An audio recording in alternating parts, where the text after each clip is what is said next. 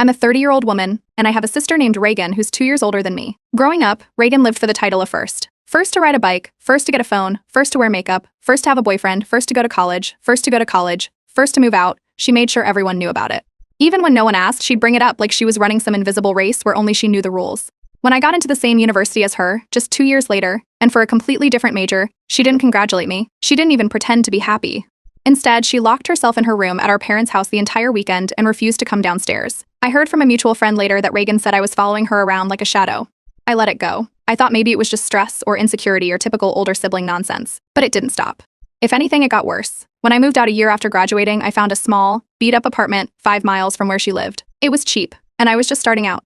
She heard about it and told anyone who'd listen that I was trying to recreate her life. When I adopted a black Labrador, 2 years after she got her golden retriever, she posted on Facebook something like, "Imitation really is the highest form of flattery," followed by a wink emoji. People started joking about it, but not in a funny way. More like those uncomfortable laughs you give when you don't know if someone's being serious or just mean. It became a pattern. She accused, I ignored. She mocked, I moved on. The breaking point came when I got engaged. My fiancé proposed to me on a weekend trip in the mountains. When I told Reagan in a casual phone call, there wasn't even a pause. Her first response was, "Wow, trying to beat me to the altar now? Not congratulations." Not even fake excitement, just another jab. That was the last time I gave her a reaction. After that, I started keeping notes. Not online, not on a shared device, just a plain notebook in my dresser drawer. Every time she accused me of copying her, I'd write it down. The date, what she said, who was there, what led up to it. I didn't confront her. I didn't try to clear things up. I just stopped sharing. No more family group chats updates. No social media posts. I stopped tagging anyone. If someone asked me what I was doing, I kept it vague. It's just working, or same old. But behind the scenes, I was building my own life without her knowing a single thing about it. I planned a small wedding overseas.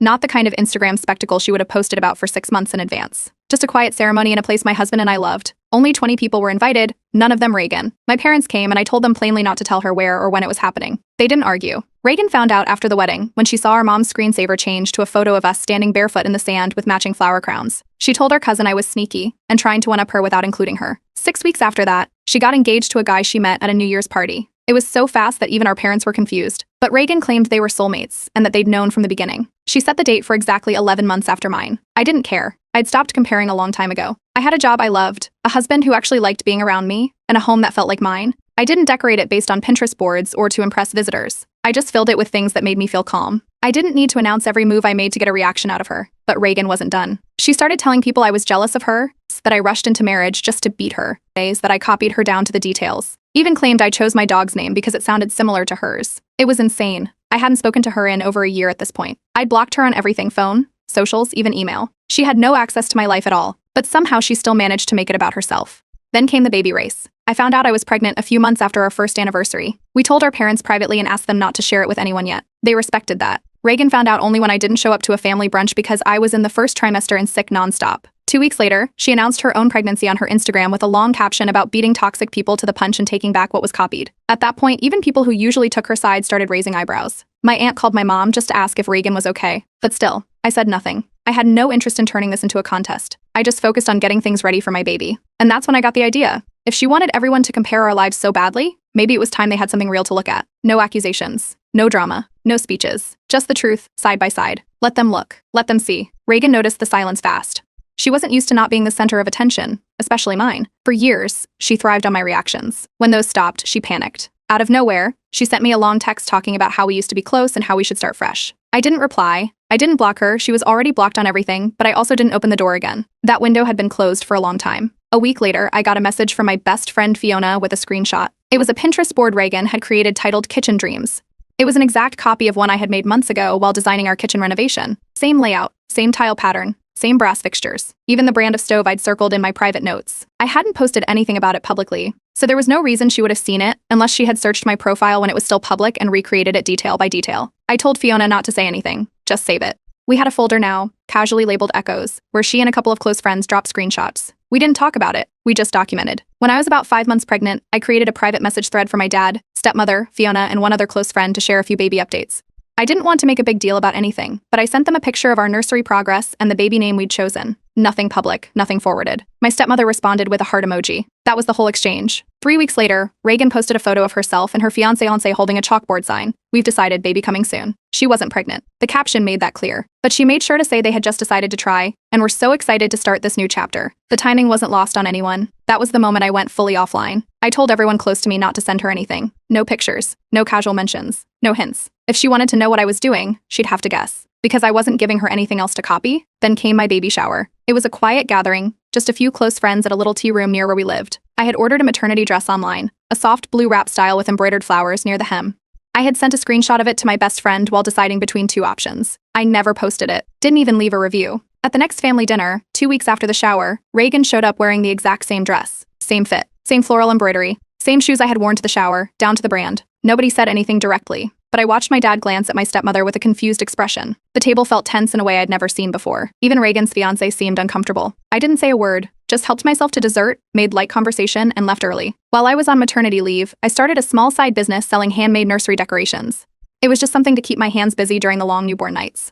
I didn't announce it anywhere except to a few people in a group text. I made little things, mobiles, wall hangings, personalized name signs, and listed them on a quiet Etsy shop under a brand name I hadn't used before. 3 months in, Fiona forwarded me another Instagram post from Reagan. She had launched her own children's decor line. The product photos looked eerily similar to mine. She'd even used a website builder template that matched mine, almost exactly. The product names were the same style. She followed the same packaging color scheme I'd chosen. It wasn't just similar, it was mirrored. That time, I documented everything. The website launch date, the domain registration, the original product photos from my phone with timestamps, the Etsy confirmation emails, even the raw files I'd saved while editing. Still, I didn't message her. I didn't make a post. I didn't tell anyone in the family. But the folder labeled Echoes doubled in size. My husband had kept his mouth shut about it for a long time. He wasn't the type to get involved in drama, but after the decor business situation, he sat down next to me at the kitchen table, held up his phone with Reagan's site open, and just said, "She's obsessed with you." I told him I didn't need to fight it. I just needed to keep building quietly. At the next family dinner, I brought a small photo book I had made of our baby's first month, nothing flashy, just printed pages with captions, bound in linen. I passed it to my stepmother, who immediately started flipping through it and tearing up. My dad asked to see it next, then my uncle, then his wife. People cooed, smiled, laughed at some of the captions. Reagan didn't even try to look at it. Instead, she started talking loudly about her future baby plans, how she was planning to do a monthly photo shoot with professional backdrops, how she had already booked a newborn photographer for next year, and how she was thinking about writing a baby book from the point of view of the baby itself. Nobody asked her to stop. Nobody argued. But nobody matched her energy, either. They had already seen what real looked like. My daughter turned 1 in early spring, and we kept it simple, a picnic at a park with close friends, some family, and a few toddlers from our building. We laid out blankets, brought sandwiches, fruit, and a small homemade vanilla sheet cake I had baked the night before. I tied a soft pink ribbon in her hair and printed out a few baby photos to hang from the trees. Nothing extravagant, just warm, happy, and real. Half an hour in, Reagan showed up. No text, no call. She hadn't been invited. She walked straight up to the picnic blanket wearing a pale blush maxi dress, identical in shade and cut to the one I had worn at my wedding. My husband spotted her first, blinked, then looked at me.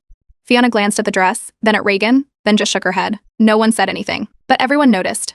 She handed me a box and said it was a cake she'd brought just in case. When we opened it, it was a 2-tier fondant jungle-themed cake with gold lettering and edible leaves. I had already sliced into the sheet cake sitting on the table. Reagan laughed and said, "Oops, didn't realize you'd already ordered one." Nobody touched hers. People took seconds of mine. One of my cousins later whispered that Reagan had posted photos of that cake on her story earlier in the week, clearly pre-planned, but I didn't react. My daughter smashed her slice of vanilla cake with both hands, frosting in her eyebrows. We took photos, cleaned up, and left without a word about the dress or the cake.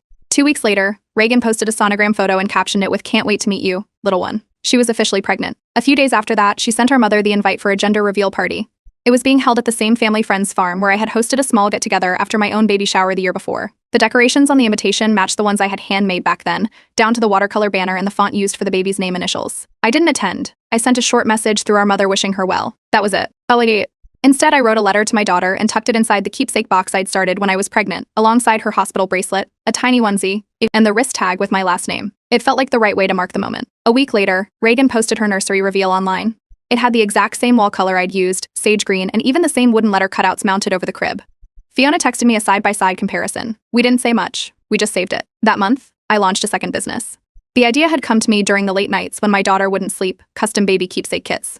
They included boxes with compartments, prompts for letters, a spot for their first lock of hair, tiny envelopes for photos, and handmade labels. I produced 100 units. They sold out in 12 days just through word of mouth and recommendations from parents groups. The next day, Reagan posted a story showing a mood board for a new project helping mothers create lasting memories. It featured mock-ups of memory boxes and pastel packaging. Fiona sent me the clip, no caption, just a screen recording and a sigh. I didn't reply. I didn't post anything. Instead, I contacted a small local hospital where we had delivered and offered to provide 10 kits per month for their newborn welcome packages. They agreed. I adjusted production, signed a contract, and added a new tab to my website for hospital inquiries. A few weeks later, we were all at a family lunch, my dad, stepmother, Reagan, her fiancé, and a few extended relatives. Someone casually asked Reagan how her business idea was going. She gave a vague answer about waiting on suppliers and finalizing designs. My stepmother, who had already bought 3 of my keepsake kits for coworkers, looked up from her plate but didn't say anything. I didn't speak either. The silence settled on the table like a fog. Reagan tried to pivot the conversation, talking about her growing social media presence and how she might start doing parenting tips soon. Then she looked directly at me and said something about how some people just can't handle it when others get influencer momentum. That was the only time I said anything. I didn't raise my voice or change my tone. I just said, "That's funny, I was thinking the same." The table cracked up. Even my dad, who usually stayed out of things, smiled and looked down at his plate. Reagan didn't say anything for the rest of the lunch. After that, I understood something clearly. I didn't need to defend myself. I didn't need to explain the copying or prove anything. Letting people compare us side by side wasn't my problem. It was my strategy. Reagan gave birth 3 months after her baby shower. She didn't tell me directly. I heard from her aunt, who forwarded the group announcement. I ordered a gift basket through a boutique service. It included a soft blanket, a baby book, organic bath items, and a small candle for her. I didn't attach a name or note, just the basket. It's delivered and done. Fiona told me Reagan received it in front of a few relatives, glanced at it, rolled her eyes, and muttered, "How original." She didn't open it, just set it aside like it was another ad sample. Later that day, she posted a story showing the unopened basket on her kitchen counter with the caption, "Some people just don't know how to be original." It was screenshotted and passed quietly around our cousin group chat. Nobody responded to her post, but from that day on, the tone in the group shifted. People who used to entertain her little digs just moved on or reacted with emojis, never comments. My daughter had just started preschool. I signed up to volunteer for their parent arts program. Once a week, I helped kids paint and make crafts after lunch. No photos, no announcements, just simple participation. 2 weeks later, Reagan posted an exciting new venture, a Mommy and Me vlog. The first video went up that Friday, her holding her baby at a park, setting up a tripod, adjusting her hair between takes, trying to talk into the camera while her newborn kept fussing. People in the background stared. At one point, she shushed her baby while redoing a line. Fiona sent me the link, then followed it up with, "Oh no, we didn't say anything else. We just watched the views stall out at a few hundred." A month later, Reagan sent a mass text to several relatives about launching a podcast. It was supposed to be about motherhood, tagline, no fluff, just facts. I checked. There were 2 episodes. The first one was about the pressure of being first, and the second was titled The Copycat Complex. Both were 15-minute monologues filled with vague references. She never used names, but the message was clear to anyone who knew our history. That spring, our aunt planned a family reunion at a botanical garden. It had been a few years since we'd done one, so she wanted everyone there. I replied to her invite with a yes. 10 minutes later, Reagan RSVP'd, saying she'd be attending with the whole glam squad for a new project.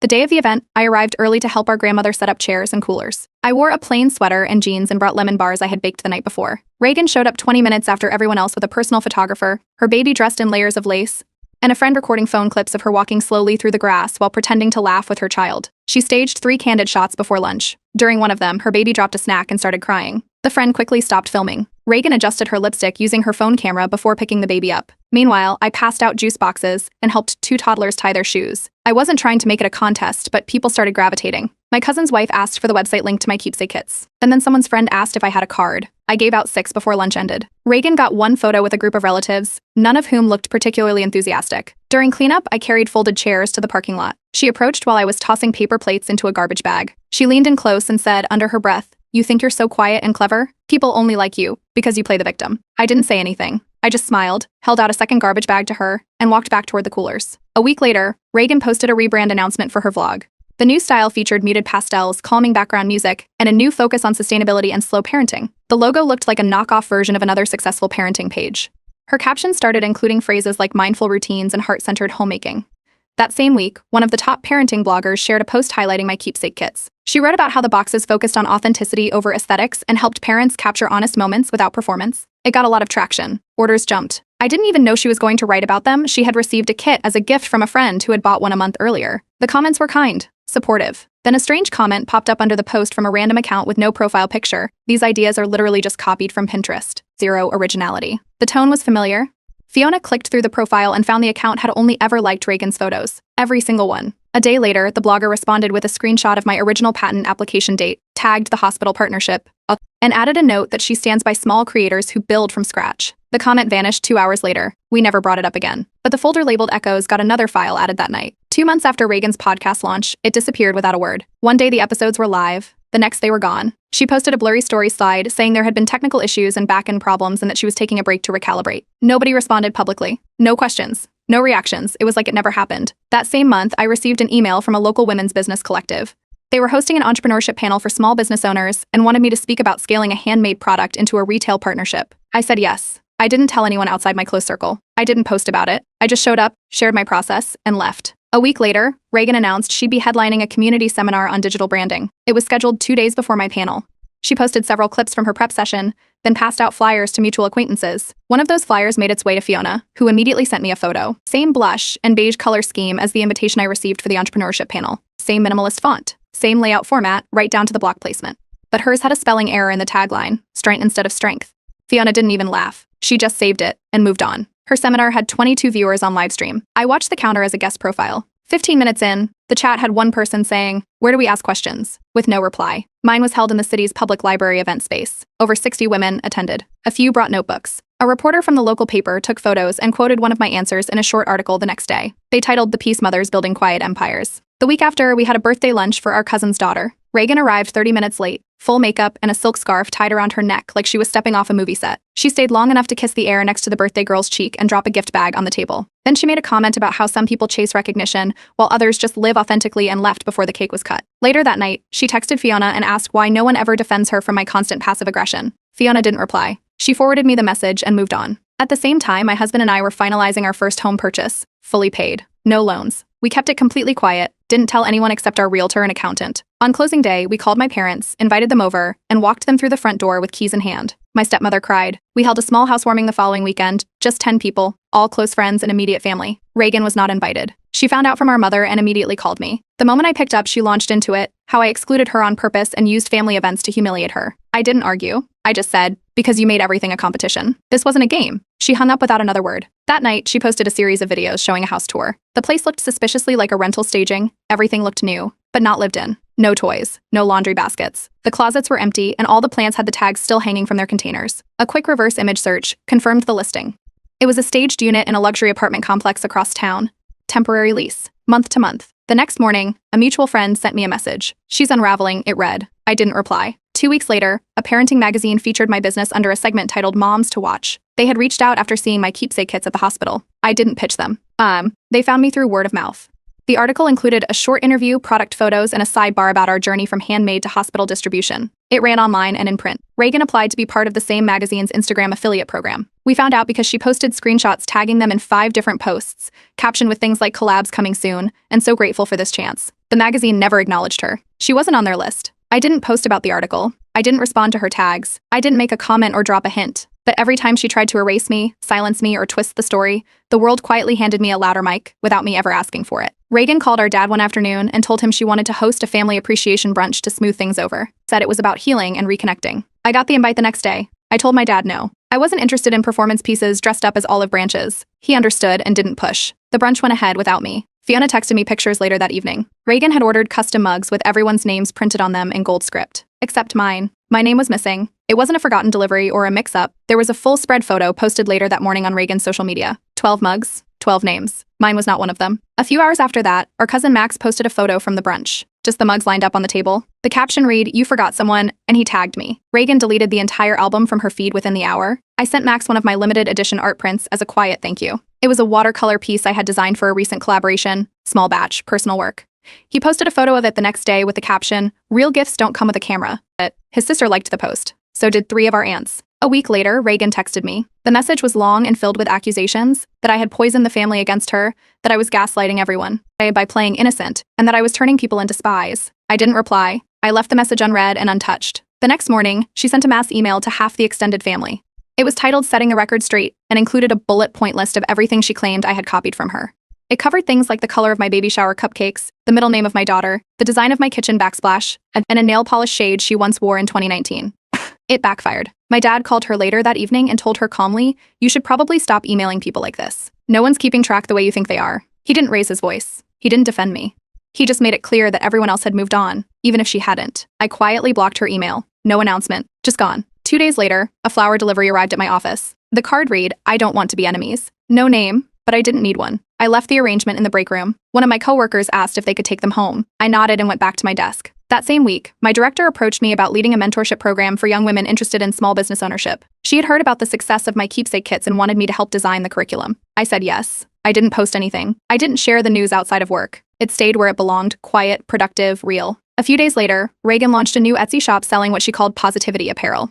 T-shirts, tote bags, mugs, all with motivational phrases printed across them. The problem? Half the quotes were lifted directly from the FAQ page of my website, or word for word. Etsy flagged her within a week for copyright infringement. The shop vanished overnight. 2 days later, a new one appeared under a different username with the same products and a long-winded note in the description claiming she was being targeted by jealous competitors. Then came the preschool incident. My daughter came home one afternoon with a small picture book tucked into her bag. The title was "My Name is Unique." She handed it to me and said, "Aunt Reagan gave one to everybody today." The main character had my daughter's exact first name. Same spelling, same hair color, even the same stuffed animal she carried around the house. I briefly considered bringing it up with the school or even seeking legal advice, but in the end, I decided to document it privately and stay out of the spiral. A parent from the class texted me later to say the books had been a gift from Reagan, who had dropped them off that morning during pickup and handed them out to every child. I didn't say anything to the school. I didn't message her. I didn't involve myself in whatever message she was trying to send. But that's when it fully clicked. This wasn't copying anymore. This was identity theft with lipstick on it. It wasn't about the ideas or the outfits or the baby names. It was about erasing me while trying to wear my face. She wasn't chasing validation. She was chasing replacement. And I wasn't going to waste time fighting her for a position she made up in her head.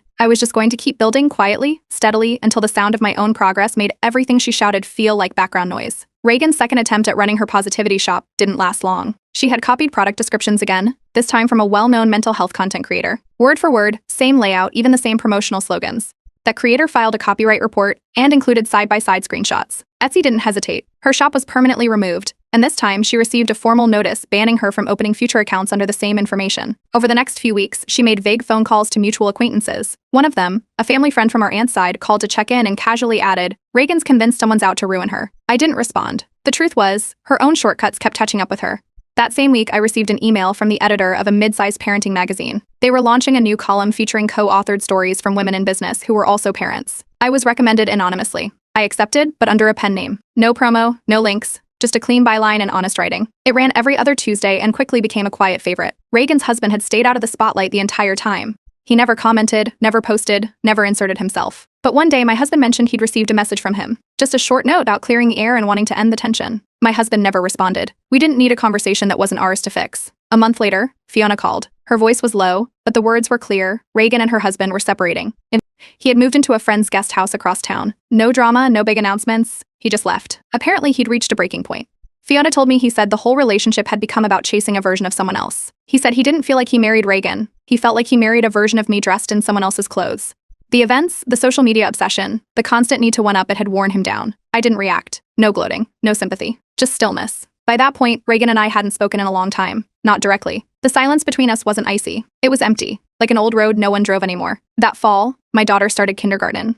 On her first day, I packed her lunch with her favorite snacks, braided her hair neatly, and slipped a small note into her pocket. It read, "You don't need to be louder to be heard." At drop-off, I didn't see Reagan. A nanny walked her daughter in, holding her hand. One of the teachers later told me her child had trouble settling into class. She kept asking to be filmed. During art time, circle time, snack time, she kept looking around for someone to hold up a phone. A full year passed quietly. The local Women's Council held a gala to honor women making meaningful contributions to small business and mentorship. I had no idea I was nominated until I got the invitation in the mail. Someone had submitted my name and portfolio without telling me. At the event, they called my name, and I walked to the stage and accepted the plaque. I didn't look for Reagan. I didn't expect her to be there, but our mother was. She waited quietly at the side of the stage, and when I stepped off, she hugged me and said softly, "For what it's worth, I'm proud of the way you never had to fight ugly." I didn't reply. There was nothing more to say. Later that week, Reagan sent one final message. It wasn't cruel. It wasn't defensive. Just a line of text that read, "I'm moving to another state. I don't want this anymore. I hope you're happy." I didn't reply. I didn't block her either. I didn't need to. It wasn't surrender. It wasn't forgiveness. It was distance.